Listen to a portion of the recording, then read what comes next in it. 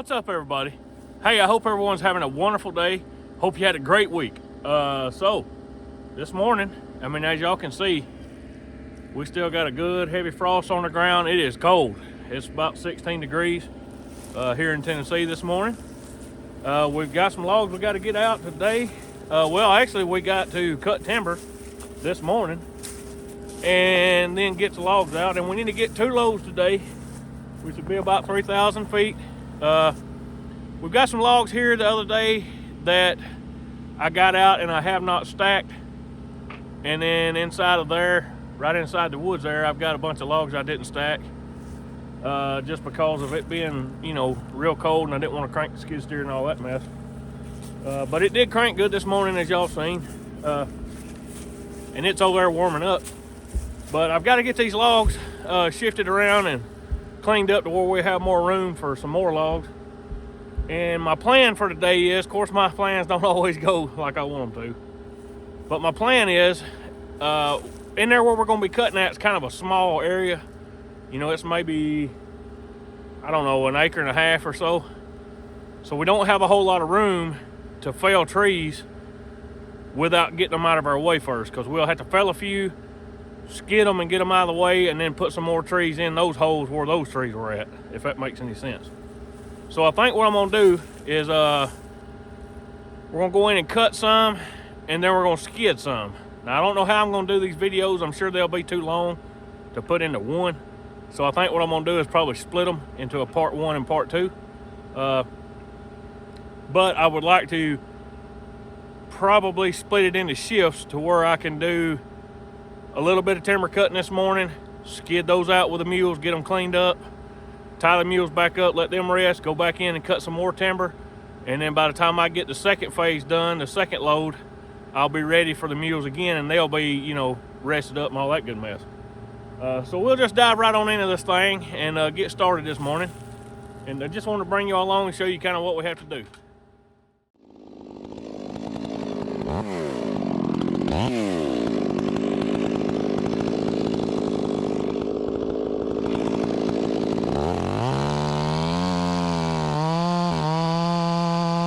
Now, y'all, the first tree we're going to cut down here is a hickory tree.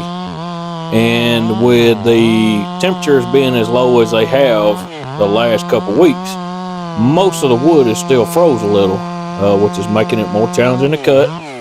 You got to have a little sharper chain, finely tuned chain, cutting this frozen wood. And when you're cutting frozen wood, you can actually sharpen your chain just a little bit different, and it helps. I'll show you all that sometime.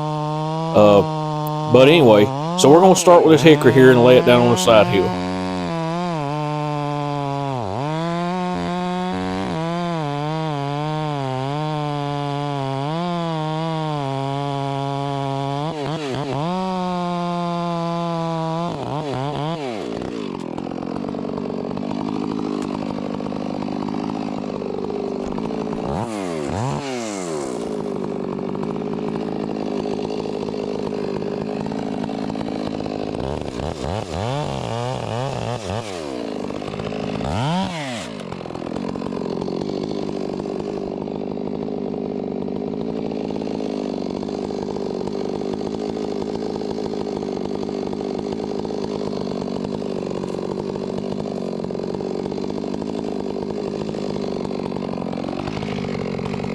Now, y'all, hickories are real bad about busting and barbecuing. It'll pull wood fiber real bad out of the stump. So you always want to make sure that you bore the heart out of it. And then I also clip the sides just a little bit too. On this one, it don't have the root spurs right there where my tip of my bar is now. But if it does have root spurs, you definitely want to cut them root spurs just a little, because it'll pull out a big piece, out of the ground and bust the side of your log.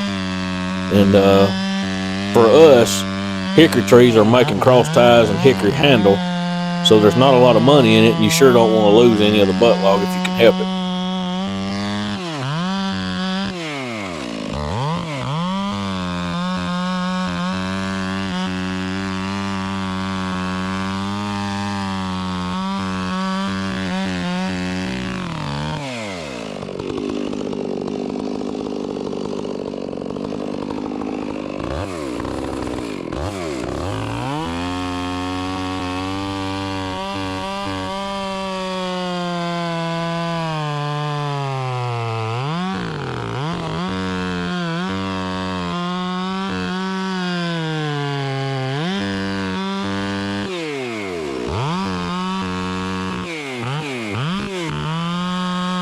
Now I'm going to leave me a little bit of meat holding so I can look down there and make sure nothing is in my way. Then we're going to snip the trigger on the back and let it hit the ground.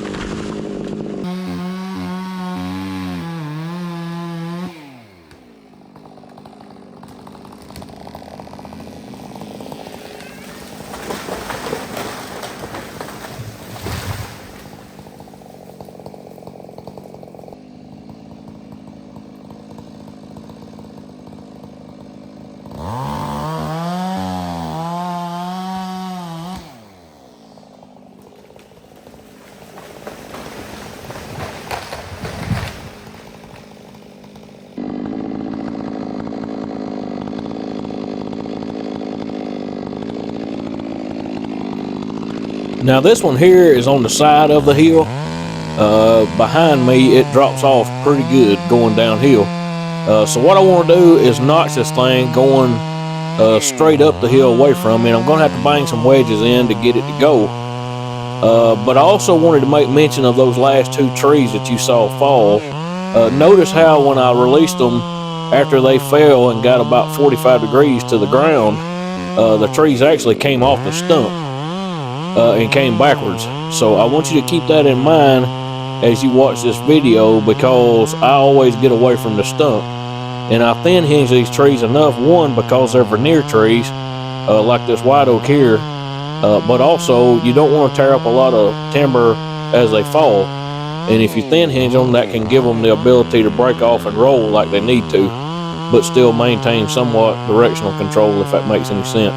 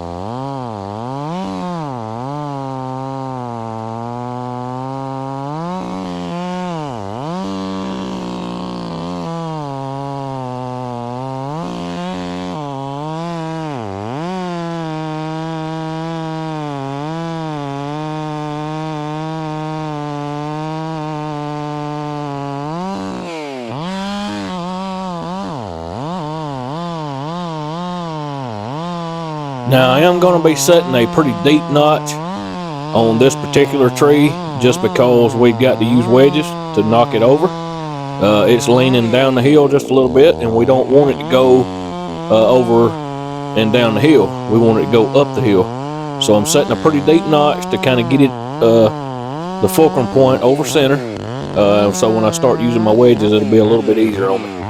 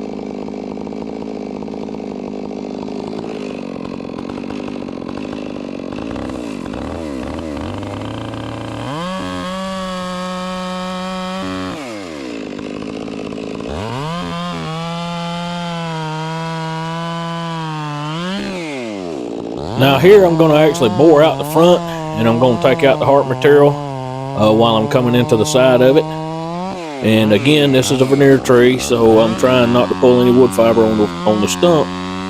But y'all, at the same time, I've got to have enough fiber to hold this tree on the stump while I wedge it over.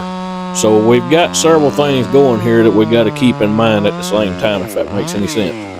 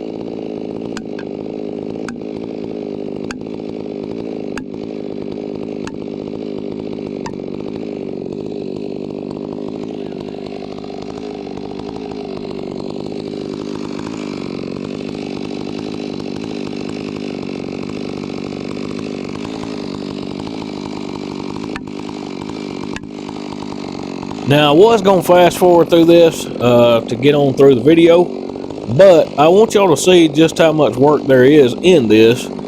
And I could not get the skid steer down here behind it because it drops off pretty good. In fact, it's even hard for me to stand up on it right here right now. But I wanted to take y'all through and let y'all see how I wedge this thing over and the sounds that it makes. If you'll pay attention to the wedges, they'll make a sound as they go in the tree, and that's a good sound to hear whenever you're wedging them over. If you hit them and they're solid, then that means there's too much back weight on it, and you either got to have more wedges or a hydraulic jack or something.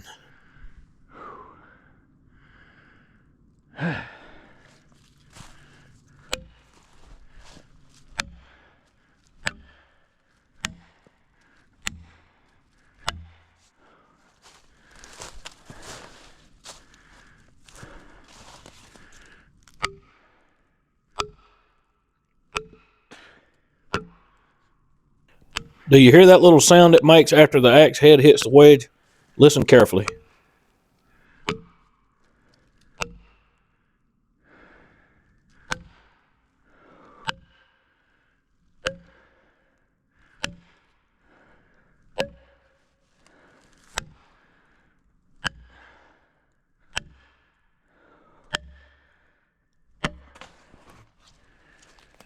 Now I can tell you that when I first started wedging this tree, one wedge was not enough. I would have never been able to lift this tree with just one. But putting 3 in here like this has given me enough advantage to get it started in the direction I need it to go. And here in just a minute, I'm going to double my wedges up.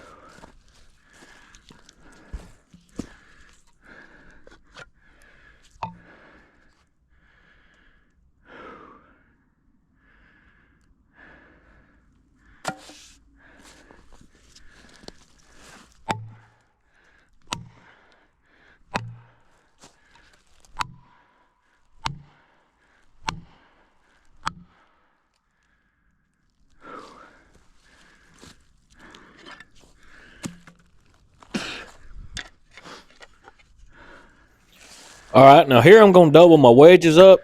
It's getting pretty close to going, but y'all, I want you to pay attention whenever this thing starts to go. I'm fixing to get over here out of the way, because remember them trees that we already felled, they went backwards across the stump, and in this case it would be on my side, so I want to make sure I get clear of it.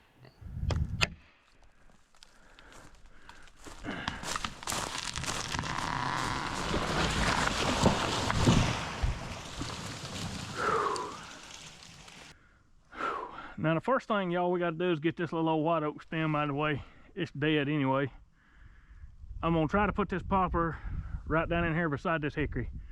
I'm going to let it brush off of it and lay right down in there. And then we're going to try to take that white oak and put it over on that stump. That is my intention. They don't always work out that way. Now, I was just sitting here thinking which one I better take first if I want to go with that poplar or this white oak.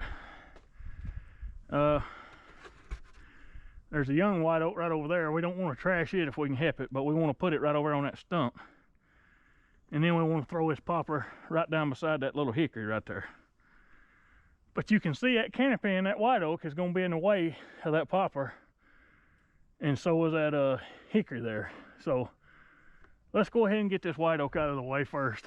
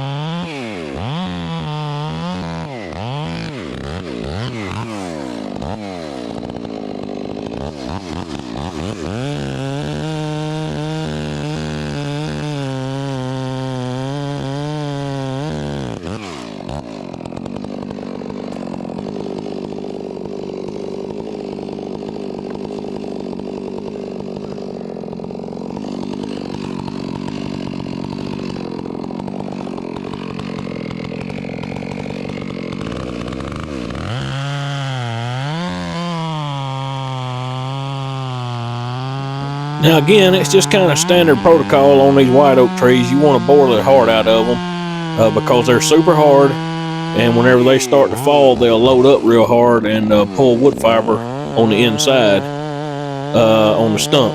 And then also on these root spurs, like right here on the outside, sometimes they can cause you trouble and cause it to bust the side of the butt cut, which wouldn't be good. White oak in our area is some of the higher value timber that we have, so we want to make sure we get it on the ground, safely and not bust anything. And this particular white oak is leaning forward. In other words, it's going out there toward that stump we was talking about. So I've got to be careful about not getting my hinge too thin.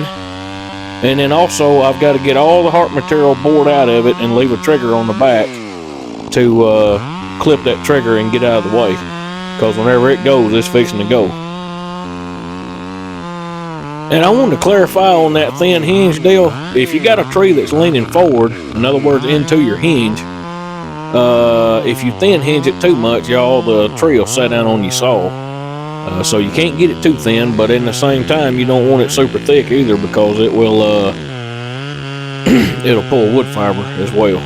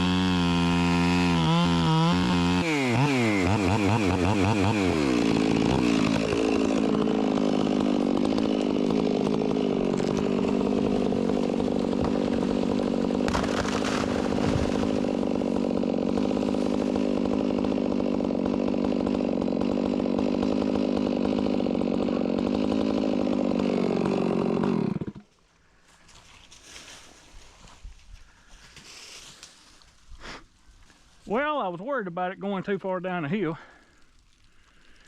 I reckon now I ain't got to worry about it. Oh me.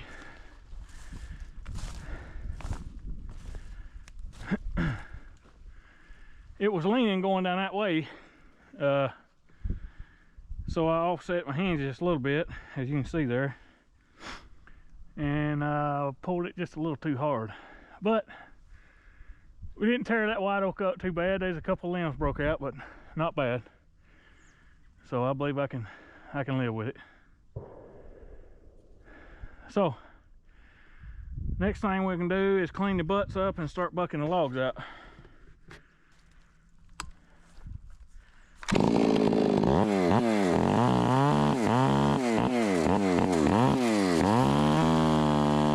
Now, y'all, I could leave like this extra hinge material and stuff that's on this butt. I could leave it on there, but y'all, it just cleans your job up, makes it look a lot better. Yeah, this is poplar and it ain't gonna bring a lot of money, but it's got my name on it, and I want my log buyers to be happy. And also, when you clean your butts up on the butt cuts, if there's any swell in it and whatnot, like on this poplar, it'll fit on the log truck better. So there's benefits to it, and it don't take very long to do it.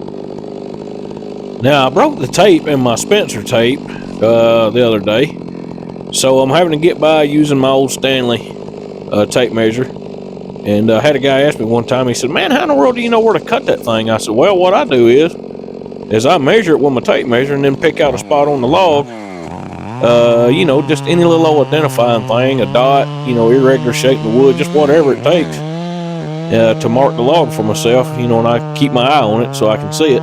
And that's how I do it when I don't have my regular logging tape. Now, I will tell you, a Spencer logging tape with a horseshoe nail in it is definitely the way to go. It just makes life so much easier.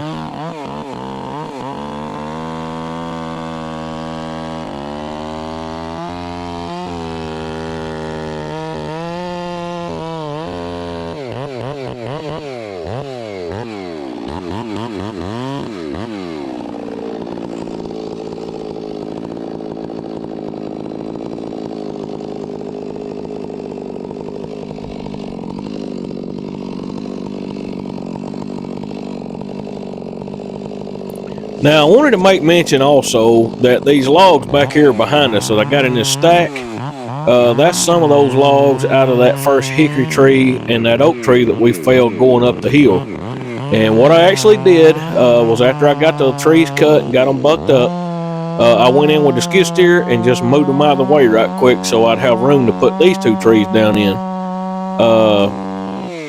I was able to get in and out with the skid steer, and I only had to track them just a few yards. So, instead of going and getting the mules at this particular time, I just seen it best to use a skid steer. And also, it would save my mules energy for later on, because we are going to use the mules here in just a little bit on getting the rest of these logs out.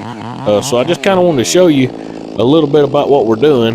The skid steer helped enable us to get 2 loads for today.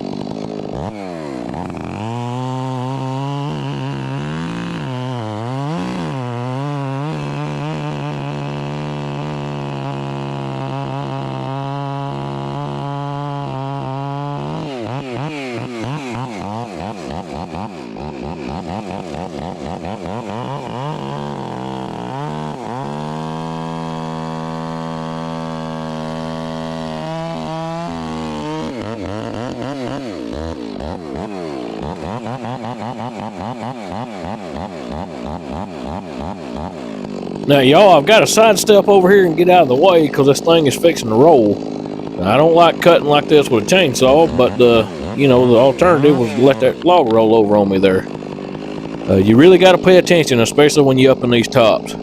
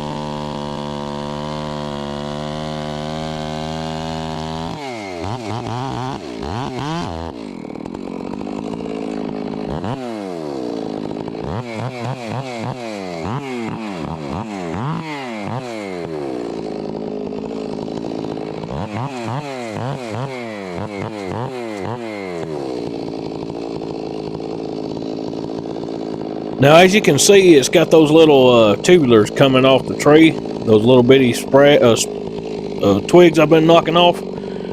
This tree was starting to die, y'all, and it's a good white oak tree for the most part. It'll make some decent grade lumber and some cross ties. But I said all that to say this: if we hadn't have harvested this tree and made best use of it, it would have just, fell down. It would have rotted and eventually fell.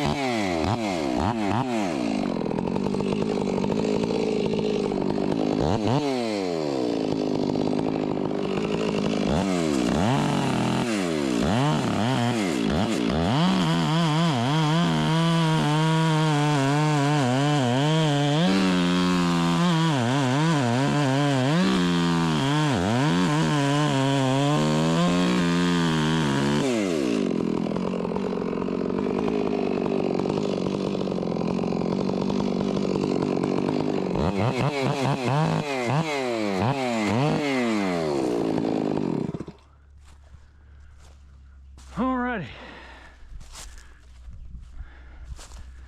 I got some saw up here on this stump.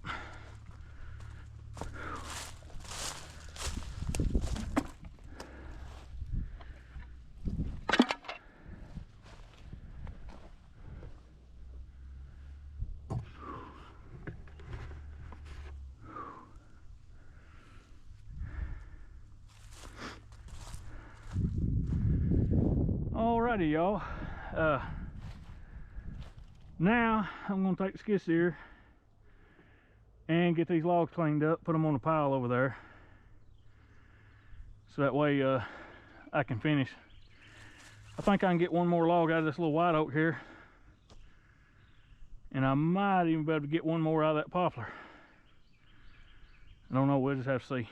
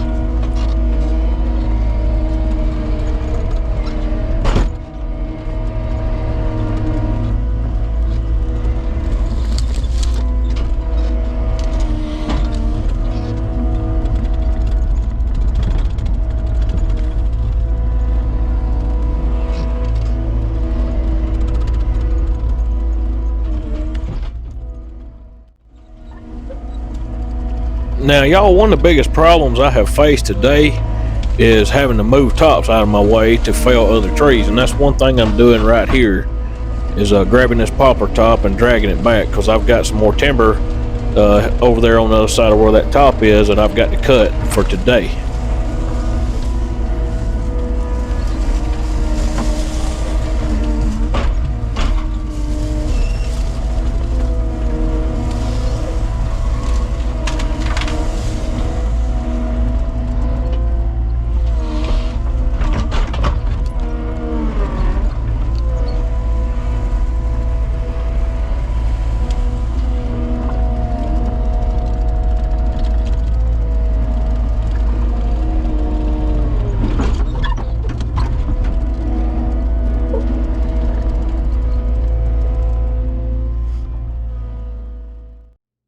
Y'all, this is going to end the video on the timber cutting portion of our day in the woods, okay? And I wanted to go ahead and split this up into a two-part because it was just going to get way too long. But I wanted you to see what we have to do throughout our day, and especially on a long day like this one. We're shooting for 2 loads on this day. You know, normally a pretty good day is like 2,000, 2,200 feet, board feet that is. Today, we will need to get 3,000 board feet just to make up some ground for being behind with weather and all this other crap that's been going on. But, you know, I didn't want to wear the mules out. You know, I don't have my coach right now going, so I couldn't alternate teams. So, what I did was we cut some timber right there on that side hill and used a skid steer to stage that timber until we was ready to track it out. Now, you don't want to use a skid steer no more than you have to because it costs a lot per hour to run it. It's like $200 an hour if you figured in, you know, maintenance and cost of the machine and all that good mess. It gets to be pretty steep. So you don't want to run it no more than you have to. But in this case, it enabled us to get 2 loads in one day, which was, you know, it paid for itself to do so. And plus, I didn't have to wear my mules out on the side of that hill coming up with the logs that was left on that side hill. So it worked out pretty good. But in the next video, y'all, it's going to be skidding with the mules. And we're going to be cleaning up some timber that we couldn't get to with the skid steer. So see, these logs that we got to in this particular video that we did today, we could go out there in the timber, get the logs, bring them over to the pile, and it was no big deal. But on the next video, we got a lot of young timber and saplings that we don't want to tear up with the skid steer, so we use a mule to get that out. So we used our assets wisely and was able to get 2 loads in one day. But look, I'm going to try to do 2 videos a week. I'm going to try to start posting on Tuesdays at 3 o'clock, 3 p.m. Central Time, and Fridays at 3 p.m. Central Time. And I might be able to squeeze you another video in there sometimes, but 2 is just about all I can do and make it, you know, like it needs to be. So anyway, I just want to let y'all know about that. Thank you for the ones over that's bought hats and jackets, all that good mess. Look, appreciate that. All the newcomers, I welcome you. Thank you for being here. I appreciate you being here. And thank you to everybody that's watching, liking, commenting, you know, all that good stuff. Look, it pushes our videos out further. I appreciate it. And as always, I'm going to put my email up here on the screen. If you need me, you need to chit chat or just want to talk, hey, hit me up in the email. I'll be glad to talk to you. And as always, I'm going to be praying for you. Each and every one of you. If you're hearing my voice right now, I'm praying for you. And I promise you that. I know you guys need the prayer, and I need to practice. That's for real. So look, y'all take care. Have a good one. And I'll see you next time.